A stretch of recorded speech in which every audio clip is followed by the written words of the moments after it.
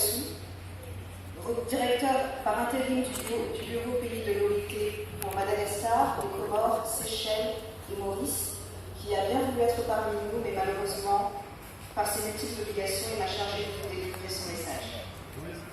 Mesdames et messieurs, c'est avec un réel plaisir que l'Organisation internationale du travail s'associe au lancement de cette première édition de la Semaine du réseau international des jeunes leaders francophones de Comores. Le thème de cette initiative, promotion de l'autonomisation des jeunes et des femmes, s'inscrit dans l'instauration de la justice sociale qui est au cœur de notre mission.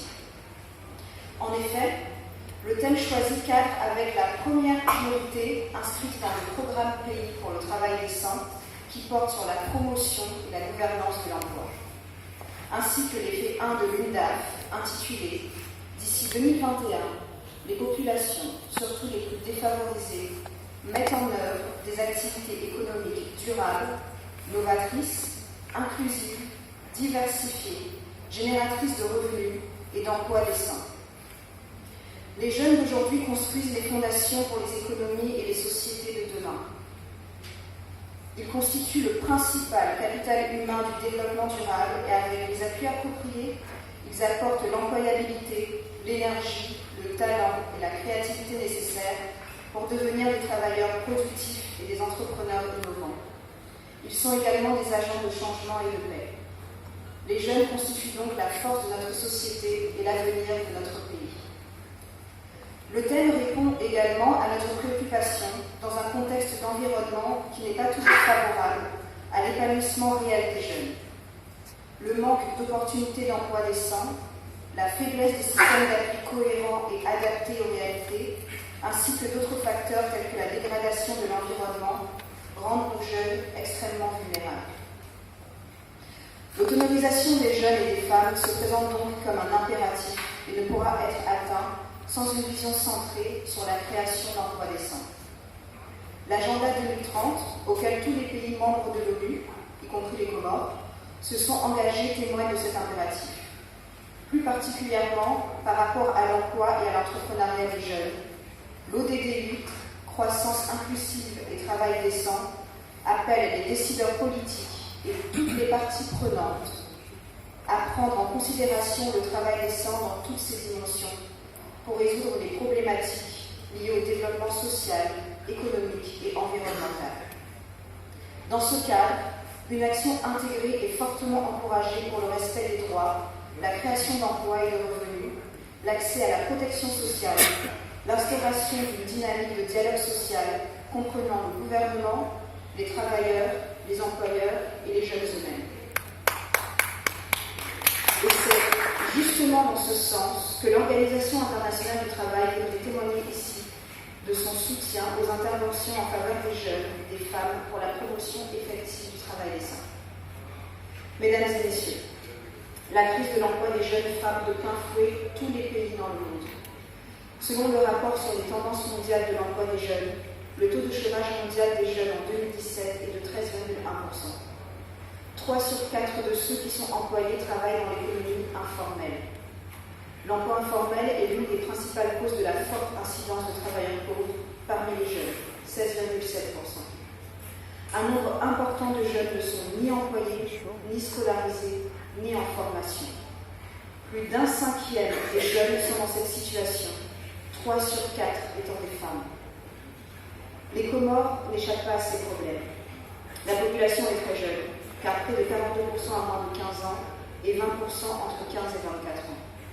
Le chômage des jeunes reste un problème majeur, avec un taux de chômage de 44,5%, soit 4 fois plus élevé que celui des adultes en 2015. De plus, les 3/4 des jeunes travailleurs occupent actuellement un emploi informel. Le manque d'opportunités aux Comores s'intensifie et pour la majorité des jeunes travailleurs, l'emploi informel constitue la seule option. Ces constats justifient la pertinence de l'initiative de cette semaine, soutenue par l'OIT, et ayant comme objectif de créer un espace de dialogue et d'échange dans le domaine de l'emploi des jeunes avec le réseau international des jeunes leaders francophones. En effet, aux Comores, l'OIT n'a cessé d'apporter ses appuis à la promotion de l'emploi des jeunes depuis des décennies, en appuyant entre autres l'élaboration des cadres d'intervention comme la politique nationale de l'emploi et le plan d'urgence pour l'emploi des jeunes, la création de la maison de l'emploi, la mise en place de la plateforme des jeunes entrepreneurs, le renforcement des capacités et l'insertion professionnelle de plus de 1000 jeunes dans les domaines techniques, professionnels et entrepreneuriaux, et la tenue de 2 salons de l'emploi et de la jeunesse. Cette année, l'OIT met en œuvre le projet Emploi et développement local intégré aux Comores jusqu'en fin 2019, afin d'appuyer les initiatives en cours en matière d'emploi des jeunes, en promouvant les approches de développement local et de haute intensité de main-d'œuvre structurée.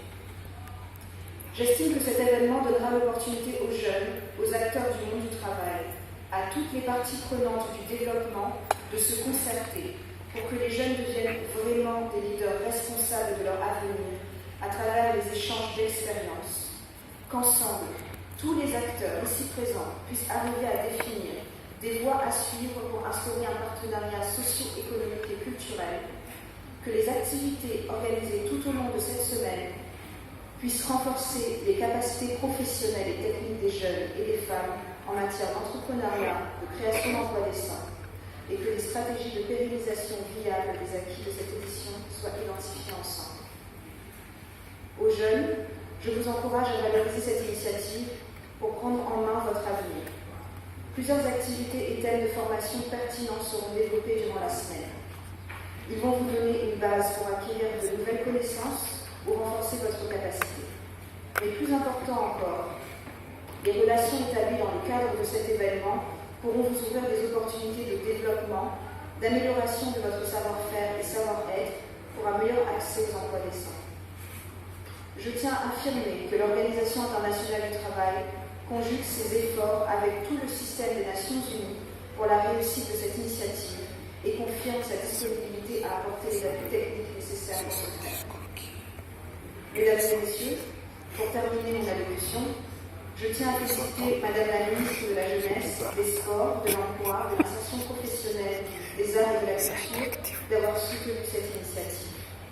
Votre leadership témoigne de votre engagement pour œuvrer en faveur des jeunes, unifiés dans une culture qui est la francophonie, pour qu'ils puissent espérer un avenir meilleur. Toutes mes félicitations également au réseau international des jeunes leaders francophones et aussi à la plateforme des jeunes entrepreneurs et à tous les jeunes impliqués dans l'organisation de cet événement. Merci également à tous les collègues du système des Nations Unies et aux partenaires pour votre collaboration et votre soutien pour la réalisation de cette initiative. Sur ce, je souhaite plein de succès à cette semaine internationale du réseau international des jeunes leaders francophones. Mesdames et messieurs, je vous remercie.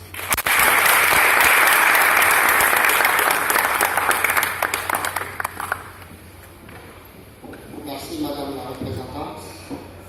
Le PIT est un de nos partenaires.